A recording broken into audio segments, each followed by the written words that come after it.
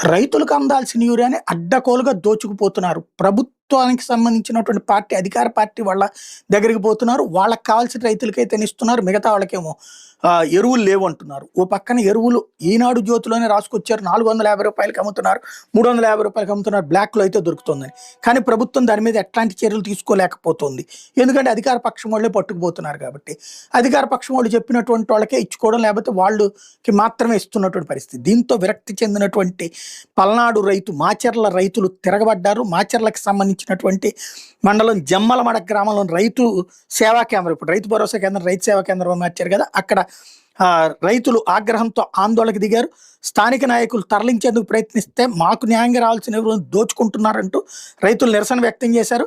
అక్కడ ఉన్నటువంటి పోలీసులు పరిస్థితిని నియంత్రించడంలో విఫలమయ్యారు. అక్రమ తరలింపును అడ్డుకోవడాన్ని పోలీసులు ప్రేక్షకుల్లో చూస్తున్నారంటూ రైతులు ఆగ్రహం వ్యక్తం చేశారు. దాంతో ఆందోళన చోటు చేసుకున్న